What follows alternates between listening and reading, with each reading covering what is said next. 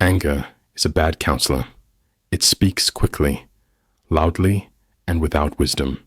It pushes us to act before we think, to speak, before we understand, to destroy, before we build. We've all felt it.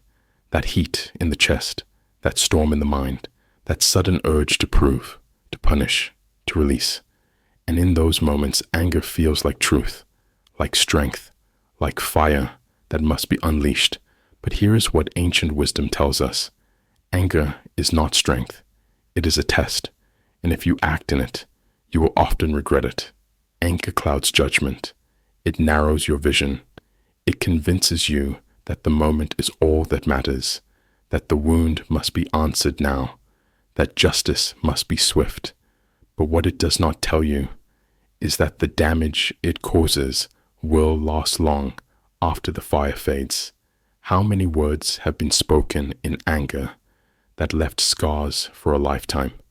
How many bridges have been burned because of a moment of rage?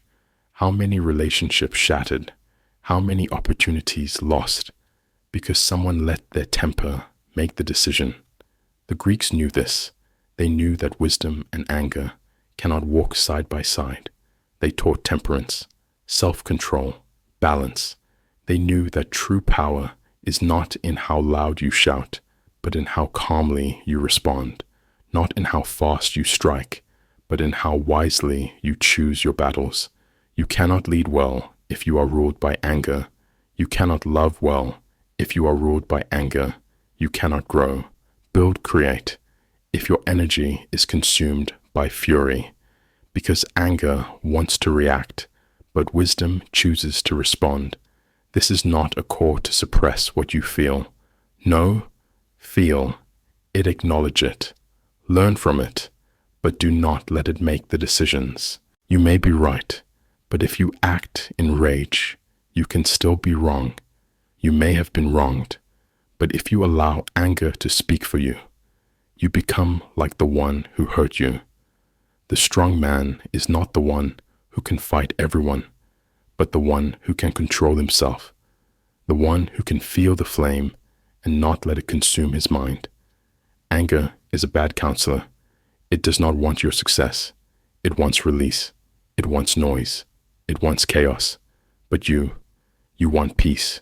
You want growth. You want power and power. Real power is calm in the storm. So when the moment comes, when your chest is burning, when your mind is screaming, when your hands are ready to react, take a breath, step back, let silence speak, let time work, let reason return. And when it does, your decisions will be clearer, your strength will be real, your actions will be remembered, not as reactions, but as choices, grounded in wisdom, not guided by wrath, because the man who conquers his anger conquers himself. And the man who conquers himself can conquer anything. Anger is a bad counselor, but patience is a king's advisor. So be the king of your mind, not its servant. Be the master of your emotions, not their prisoner. Let your actions be shaped by clarity, not by heat, by vision, not by vengeance.